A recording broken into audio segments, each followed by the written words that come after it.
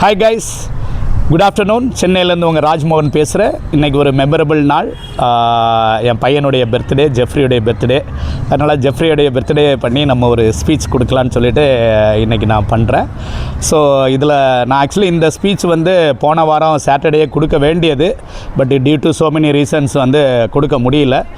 So நான் இன்றைக்கி afternoon நான் கிளம்பிட்டு இருக்கேன். அவன் on the way to Penukonda போகிறேன் நான். So I'll be back on August 14 நான் வரேன்.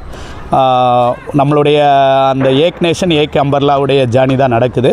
ஸோ இன்னும் உங்களுக்கு சில விஷயங்கள் நான் சொல்கிறேன். ஸோ நம்ம கம்பெனியில் சில விஷயங்கள் உங்களுக்கு நடந்துகிட்ருக்கு.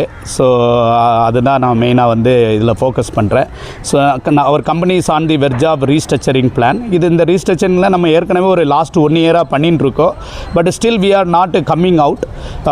We are not able to reach our goal. So இன்னும் நம்ம இதை வந்து கொஞ்சம் தீவிரமாக பண்ணுறோம். ஸோ அதனால் நீங்கள் எல்லாருமே கோஆப்ரேட் பண்ணுங்கள். நம்ம யாரும் எந்த ஒரு விஷயத்துலையும் நல்ல விஷயத்தை எதுவுமே நம்ம வந்து கை வைக்கிறது இல்லை. ஸோ அதனால் நீங்கள் அதை கோஆப்ரேட் பண்ணுங்கள். இதில் உங்களுக்கு நான் கொடுக்குற 2-3 வேண்டுகோள் இருக்குது. என் பையனுடைய பர்த்டேயாக கற்றல் அப்படிங்கிற ஒரு விஷயத்தில் நீங்கள் நல்லபடியாக வாங்க, நல்லா பண்ணுங்கள். அதில் டோன்ட் டீவியேட். இன்றைக்கி என் பையன் வந்து அவன் உங்களுக்கே தெரியும், ஒரு 4-5 வருஷமாக ஸ்கூலுக்கு போகல. இன்றைக்கி அவன் 9th போகிறான்.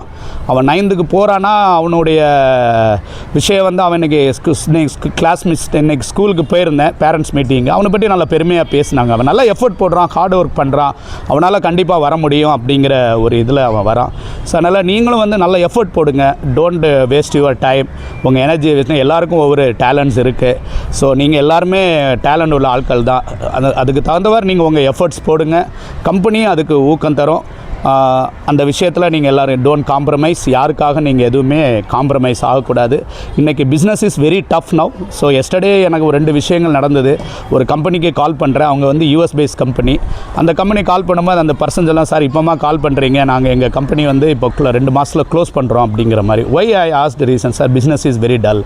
அதே மாதிரி இன்னொரு ஒருத்தரை நான் சந்தித்தேன். பெரியவரை சந்திக்கும் போது நான் இது மதியம் சாப்பாடுக்காக அவரை சந்திக்கும் போது அவர் என்ன சொல்கிறாரு, சார் விலைவாசிலாம் ஏறிட்டு தயிர் விலை 5 ரூபா கூடிடுச்சுன்னு சொன்னார். அப்போ நான் வருத்தப்படலை. அவர் இது பண்ணி அந்த பெரியவர்கிட்ட நான் சொன்னது என்னென்னா, இனிமேல் இது குறையவே குறையாது. இன்னும் வரும் நாட்களில் நம்ம வந்து என்ன ஆகும், சவால்களும் எல்லாமே கூட தான் செய்யும். அந்த சவால்களை நம்ம சமாளிக்கிறதுக்குள்ள இதை தான் இருக்கணும் தவிர்த்து வழிமுறைகளை நம்ம பண்ணால் தான் நம்மளால் சர்வே பண்ண முடியும். ஸோ அதனால் வரும் நாட்களில் ரொம்ப சவாலாக இருக்கும். இன்னொரு கஸ்டமர்கிட்ட போனால், ஒரு கொரியன் பேஸ்ட் கம்பெனிக்கு போனால் அந்த கஸ்டமர் என்ன சொல்கிறாரு, ஐடி மேனேஜர் வந்து முன்னாடி வந்து ஓகேன்னு சொன்ன எல்லா விஷயத்தையும் இப்போ ஒய்ன்னு கேட்குறாங்க. அதனால் எதுவுமே நாங்கள் இப்போ பர்ச்சேஸ் பண்ண முடியலை சார் அப்படிங்கிறாங்க.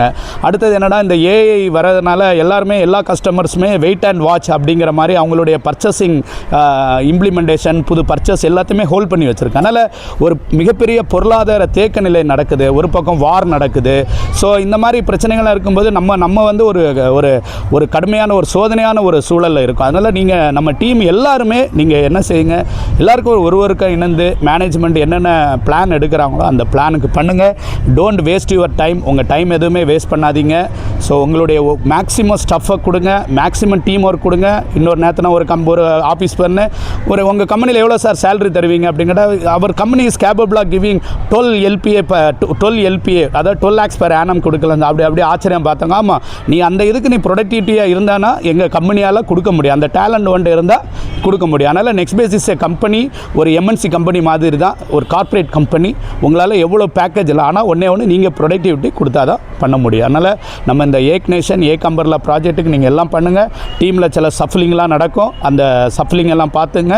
ஸோ இதில் நம்ம புதுசாக வந்து கொஞ்சம் ஜென்ஸை வந்து நான் கொஞ்சம் ஒரு ரோல்ஸ்லாம் கொடுக்கணும்னு ஆசைப்பட்றேன். அதை நீங்கள் தப்பாக எடுத்துக்காதீங்க. லேடிஸை நான் தரக்குறைவாக தப்பாக சொல்லலை.